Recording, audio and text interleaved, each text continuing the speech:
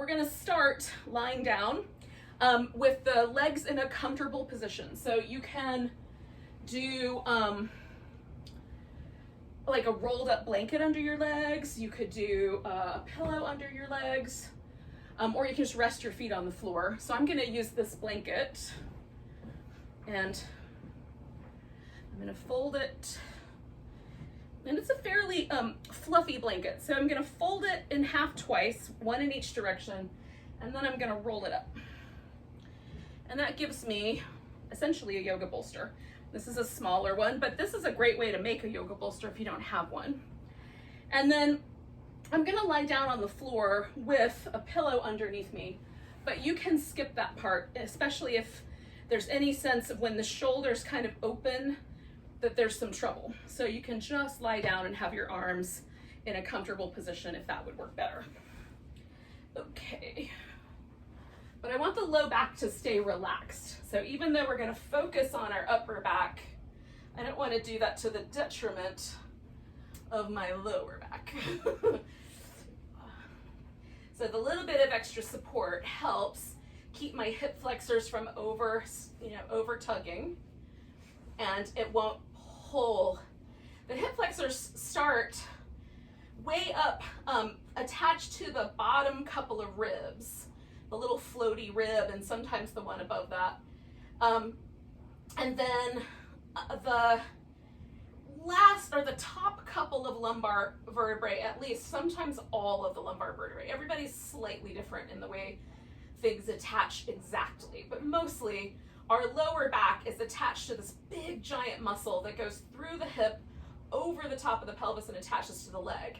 And so if there's tightness at the front of the hip, it'll pull on the lumbar spine and try to bring it forward. So what we're trying to do is create as much of a release there as we can, so there's no tug on the lumbar, so that we can really focus just on the upper back. So now I'm being held in what is basically a fish pose with my shoulders and allowing my arms to stay fairly close to my body, as as natural as they can be.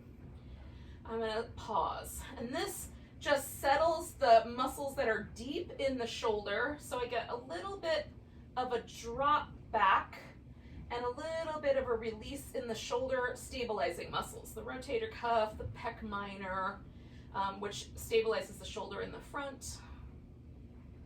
And it's a nice way to sort of relax in. And there's numerous ways to do this. This is just the one I'm choosing for today. If you want to do something different with your back or your upper back on the floor or on a pillow or on a blanket, you can. We'll stay for like another minute or so here.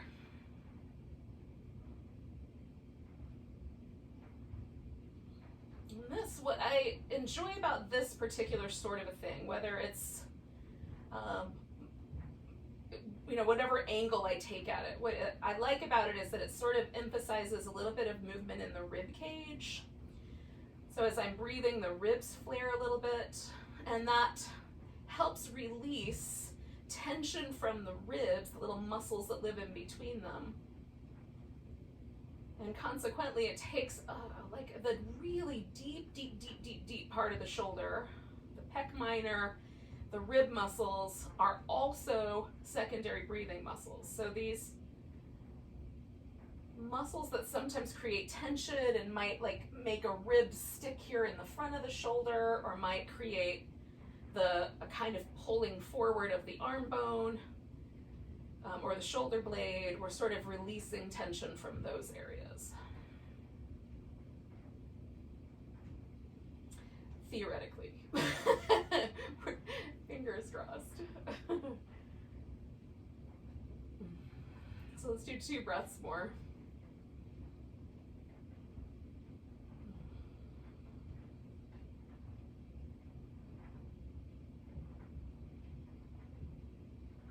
The only thing I'm going to really change is that I'm going to take this out from underneath my back. So I'm just going to pull that off and set it to the side, and then return to the floor and pause for a moment and just allow, I'm going to leave that little pillow there and just let my legs relax, but you can also put your feet on the floor if that's better. And then just see, like, how is this settling? So for me, often there's a kind of sense that my shoulder kind of relaxes a little bit more toward the floor, that my upper arm bone sort of rotates slightly in the socket a little bit. It's not being tugged on as much. That's the pec major, the big chest muscle attaches the arm bone to the ribs and the breastbone. And so a little bit of that release is nice. Especially, I think probably people who have really trained and strengthened their pec muscles, they might find that kind of a shape is interesting. Feels interesting. Alrighty, so you can leave your legs the way they were, stretched out over a blanket, or you can, I need to move down a little bit.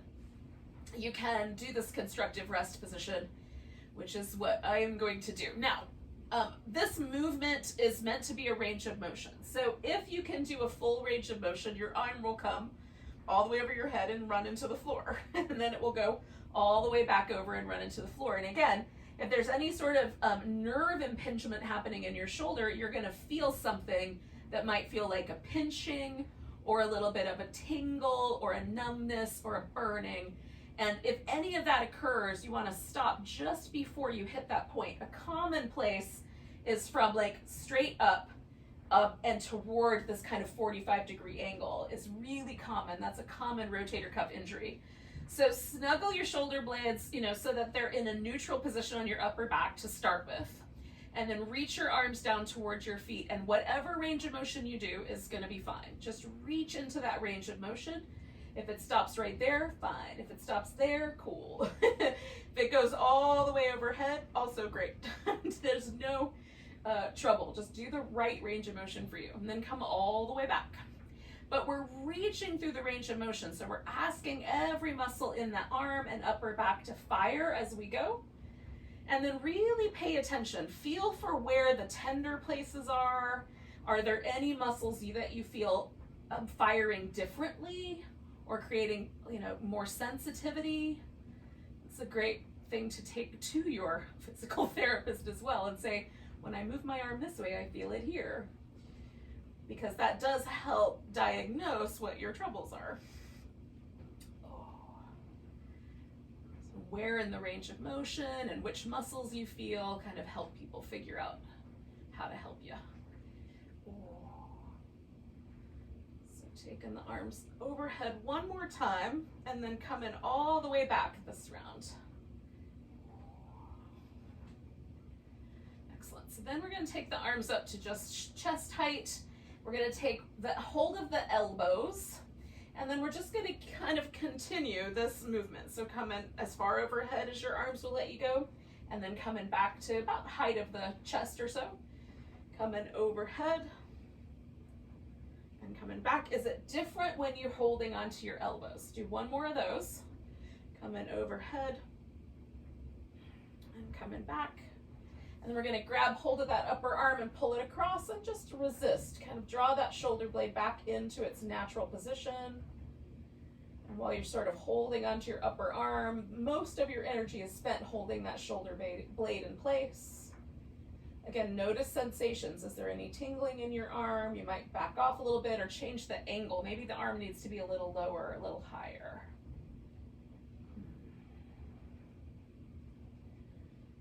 This is a little bit of a fight. Like I'm really trying to hold my shoulder blade steady and I'm really trying to pull the arm across. It's not going anywhere because it's an even fight, but that's the idea. Okay, last breath here. And then I'm going to release this arm for now. Do a little circle with it. And then grabbing the other way. So now the opposite arm is on top. My left arm was on top when I did the last ones. Now I'm going to put my right arm on top. So we'll take the arms up and overhead. And then coming on back, and up and overhead, and coming on back to just that straight up and down one more time, up and overhead, stretching through the arms if you can. You can make a little more room above your head, and then we're going to hold on to that upper arm and draw the shoulder blade back. So opposite side, same notion.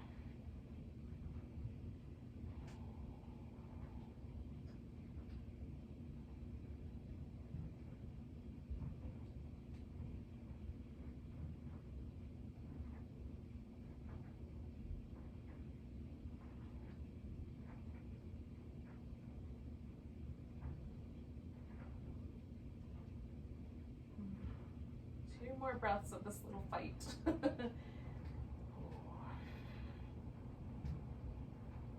bring it back. And then just let the arms come, like I shake each arm out a little bit, and then just let them kind of relax into the floor. And you may find that there is a little difference. You may find it feels basically the same. For me, there's always a little bit of a difference. There's a kind of broadening across the collarbones. Again, a sort of feeling that my shoulder blades connect to the earth a little bit more evenly. So instead of just the bottom edge of them, it feels like more of the shoulder blade connects to the ground. So it's just a little change, but it's nice.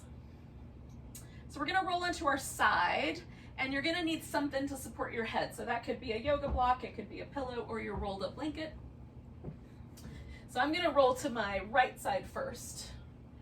I'm gonna use this blanket for a pillow. Now, the bottom arm you can position in whatever way is appropriate.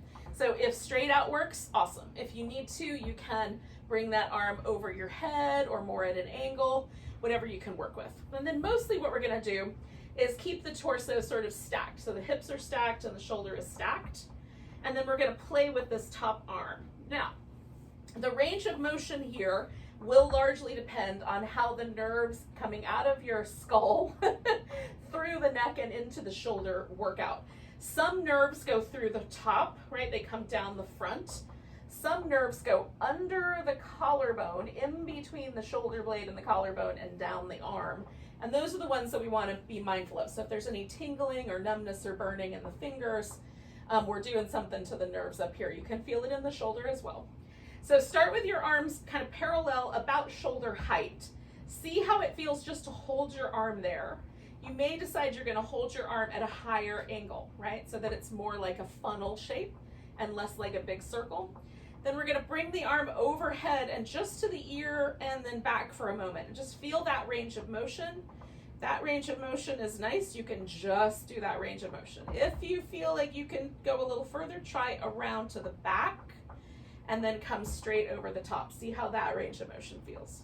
Over the back, mostly trying to keep the hips and shoulders stable, and then coming straight back. And then the last possibility is to take the arm all the way through so it comes down to the hip and all the way back around. And it really just depends on the day for me as to which one of these is the right answer. So if there's, again, any feeling of trouble in the neck or the nerves or the arm, just adjust the range of motion or the height of your arms. You can do a higher circle here and still get a nice range of motion for the shoulder to open up to. So do one more of whatever version you've discovered is your round. And then when the arm comes back, we're just gonna take this into a twist. So I'm gonna let my upper back come all the way over, and then I'll notice how my hips want to adjust. So everybody's low back is gonna have a different experience of the twist. The most important thing here is that we've got our shoulders on the ground. So my shoulder on the left side is floating just a little bit. So I'm gonna put a pillow underneath my right leg and let the left leg kind of rest up on top of there in a way that keeps the legs stable. And then my left shoulder comes to the ground. So that's what we're after. Whatever amount of twist we have, we just fill in the gaps. And more focus on the shoulder and a little bit, you know, less on the twist. How's that? Now, sometimes I prefer to turn my head into the twist, so the same direction as the knees. Sometimes I'll keep my head more neutral with my upper back, and sometimes I turn it away from or into a little deeper. So that's up to you. You can experiment and see what's better. Usually for me, towards the legs feels nicer. There's a little bit more opening across the shoulder, but again, you might want to keep your head a little closer to that shoulder. And so we'll hold here for about 4 breaths more.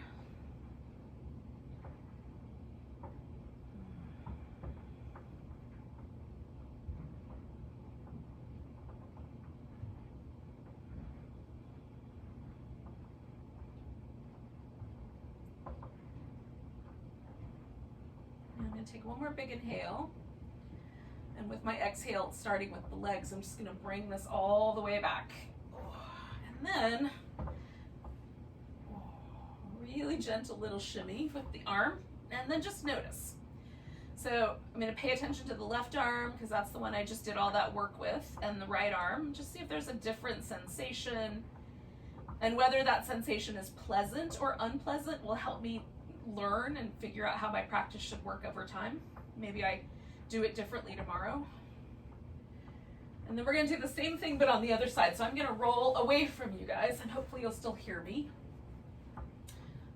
So pillow under my head, and then I'm just going to experiment with my range of motion. Like, is there any sense that I might want to change the range of motion a little bit less? I'm feeling like a little bit of trickiness right there, so I'm going to try a slightly higher angle around the back and see if I like that better. And if it still feels tricky, I might change the range of motion, okay? So just work with your circles or semicircles or quarter circles as is appropriate for you.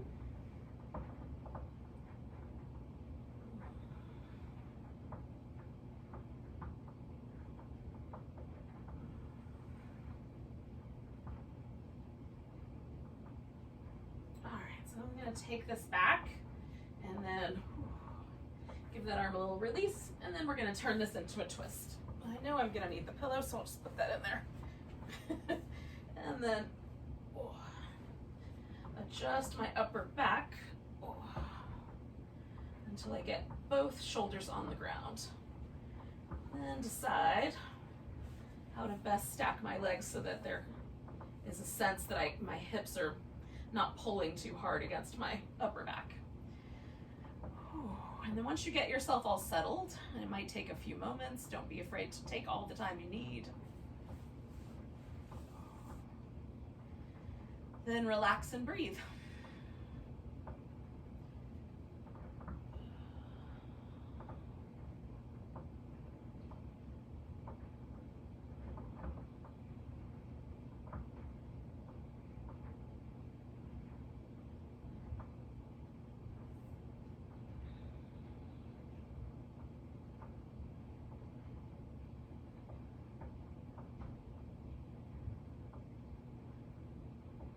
Let's do 3 more breaths.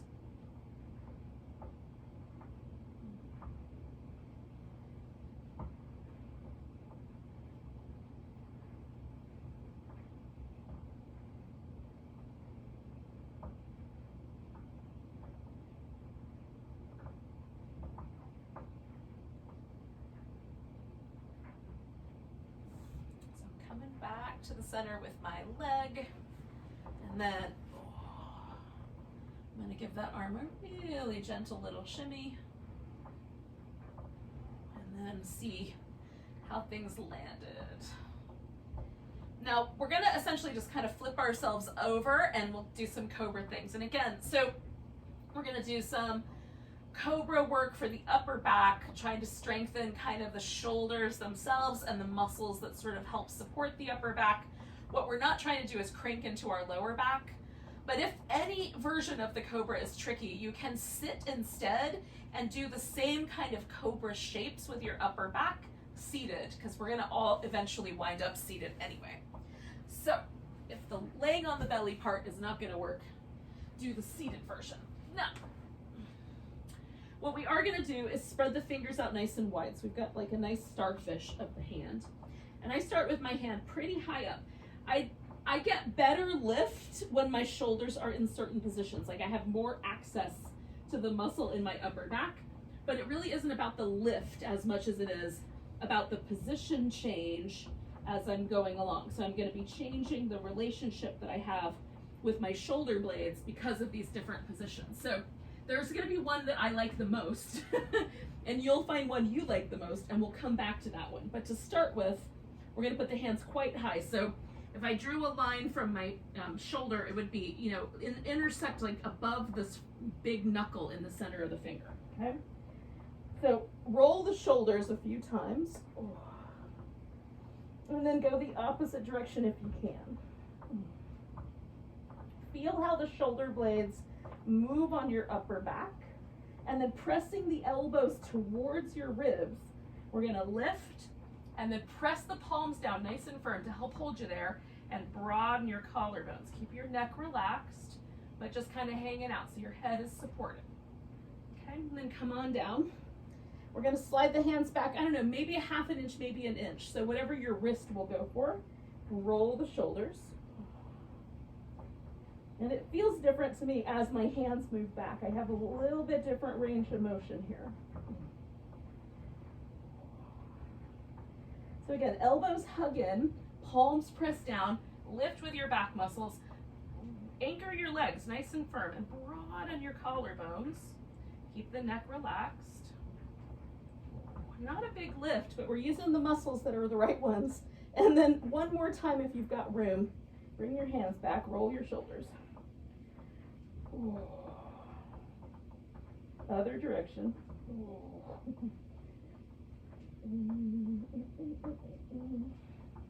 Anchor and lift, broaden the collarbones. So great way to strengthen the upper back and to sort of balance the work we do over computers is to use the cobra pose like this. Now find your favorite, and we're going to take the hands out a little wider and make little spiders, or come up onto your fists if you prefer. And then we're going to lift just enough that we have a little room. So we're going to roll one shoulder forward and one back, and then the opposite. One shoulder forward, one back, and then the opposite. One more time. I'm trying to suck my shoulder blade right into the center and over the top. All right, yogis. Give your upper back a little jiggle. And then we're going to take ourselves maybe to child's pose, maybe just to all fours. And then we'll sit. This is kind of my hybrid. It's like half child's pose, half cat. Kitten pose.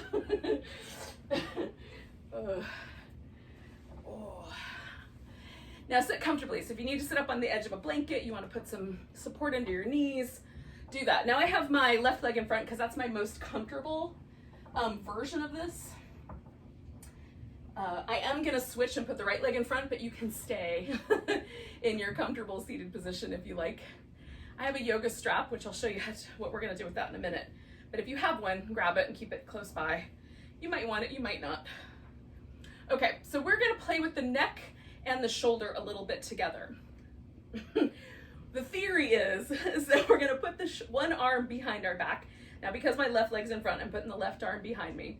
And then if your arm is long enough that you can reach across and hold on to your right upper arm, you can do that.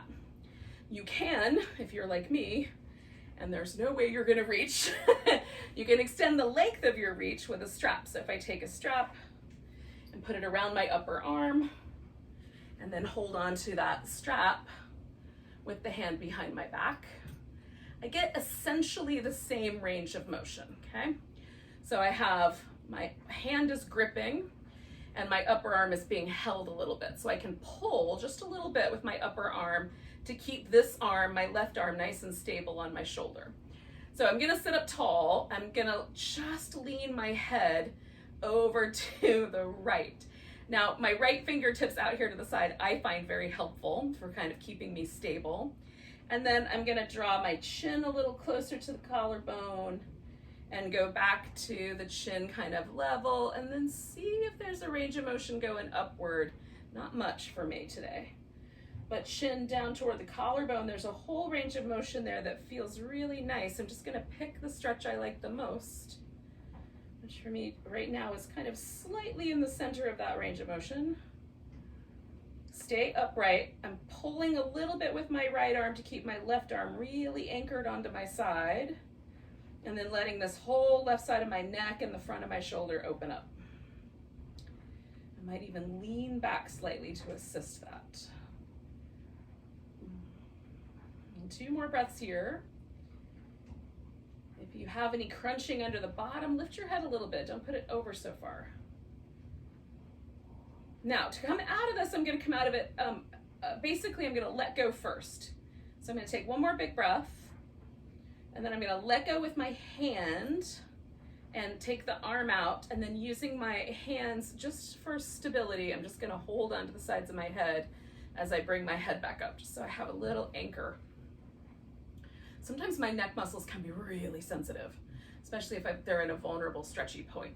So then just notice how that has impacted the two arms. Like my left arm feels a little longer right now, and the left side of my neck feels like I've got more room between my ear and the top of my shoulder than I do on the right. Probably not much, but feels that way. Now this is the part where I'm gonna switch the legs. So I'm just gonna put the right leg in front. Because that's not a habitual way for me to sit, I'm gonna just add a little extra support for my left knee. And so there won't be any complaints later. Okay, so then I'm gonna anchor that strap onto my left upper arm and bring it behind me. My right arm does not go around my back as far, but it doesn't really matter, right? Because what I'm doing is I'm using my left arm to anchor that right arm wherever it's comfortable going. It's a little lower, it's closer to my sacrum, and it's a little on the right side of my sacrum, whereas my left arm was all the way over to my other, my right hip. So it is where it is. That's where it wants to live for today. So I'm gonna sit up tall and reach it out here with this left hand for anchor, and I'm gonna drop my head to the left and decide, like, do I wanna lean back a little bit? And I'm just gently pulling just a little bit with my left arm to keep that right arm anchored as I take the stretch into my neck. And again, I'm just exploring range of motion. Now on this side, I have a little more range of motion. I can lift my chin a little higher, right? On the other side, it was a little more restricted. But I'm gonna explore that. Ooh, that's my spot. So on this side, it feels better to have the chin up rather than down. So I'm gonna explore that for a few breaths. I might do the other one too. It's your pose, so you can adjust your head for every breath if you want. Make sure I'm sitting up just a little bit higher. Ooh.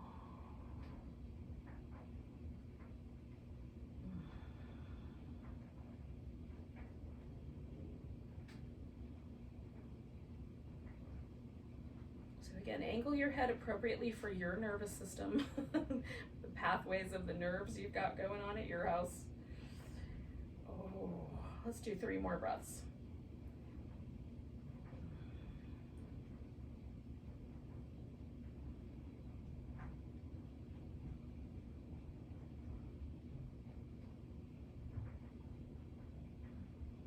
All right, so I'm going to come out of here again, first by letting go with my hand, then by slowly extracting my arm, and then together, I'm gonna use both my hands just to stabilize my head as I bring it back.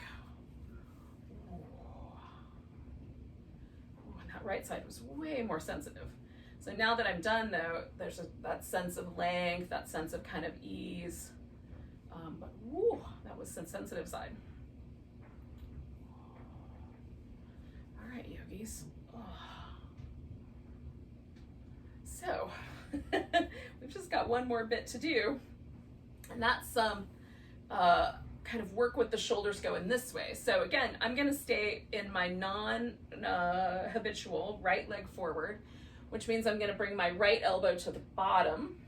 And that might be all I do is just cross the elbows one over the other. It's possible that I'll be able to grab my hand, and then we're gonna send the arms up and just tilt forward a little bit. Now you can go all the way forward till your elbows touch the floor or touch your shins if you want to. I'm just gonna tilt just enough to keep that sort of upright sense in my back. And I'm feeling how my core is having to work to hold me and my upper back muscles are having to work to stabilize me. And that's kind of the point, is I'm reaching out, got my shoulder blades anchoring to my back, and then all of the other muscles that stabilize my spine are working to do so. Hugging my elbows towards each other just a little bit and drawing the shoulder blades down. It's really interesting, very little range of motion, but I can feel all those nuances. So last 2 breaths.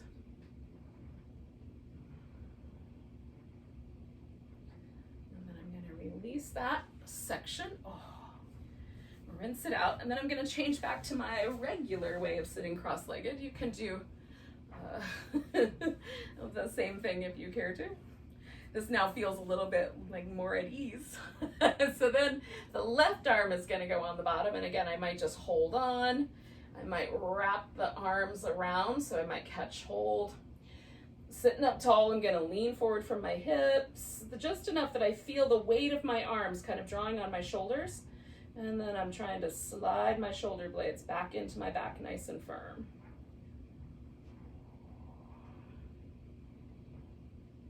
The two motions together, kind of the reverse prayer, which is what we sort of did with the arm behind our back, and the eagle arms are sort of the two more traditional yoga shapes that address kind of the front and back of the shoulder, right? One addresses the front tension, one addresses tension in the back of the shoulder.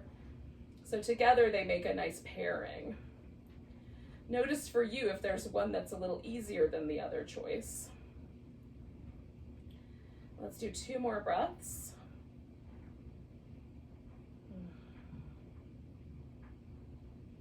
And then I'm going to release my arms, come out of my little forward bend. Oh. Do a little shimmy in the arms. Oh, and then do some little seated cat-cows if you like. Just kind of loosen up a bit. And then take a few moments just to settle into a posture that you can, pause for a few moments in. And we're just gonna do a little body awareness as an end cap on this practice. So notice the places in your body that are touching the floor. So it could be like just an ankle, or it could be the shin, or it could be the buttock or the thigh bone, sit bones, that kind of thing. Just notice everything in touch with the ground right now.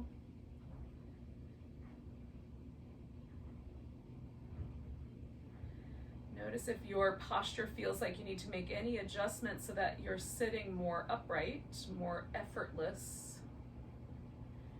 And then notice the legs themselves. Release any tension if you can from the legs. Become aware of the relationship that the pelvis has to the legs. Is it leaning in one way or the other? You don't have to fix it, but just notice what the kind of inclination is. But you can fix it if you like. See what happens. And then notice the lower abdomen, so kind of the navel down. Notice if any of those muscles are sort of gripping or holding to try to keep you steady. What happens if you relax and let the breath go way down deep into the abdomen. So there's a little bit more soft freedom for the diaphragm to move.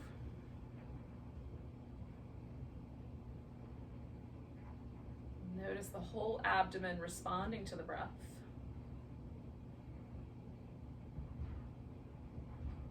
And then let's arrive at the area we really were targeting today. So our arms, shoulders, upper back, neck. Just notice anything about that area that just catches your attention. Maybe nothing does. But if there's more of a sense of ease or a sense of release or the opposite, just become aware of that.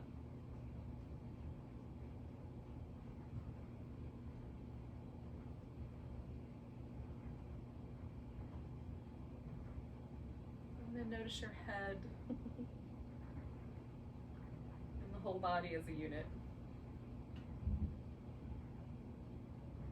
Thanks so much for joining me for a little upper back, neck, and shoulder focused gentle yoga practice.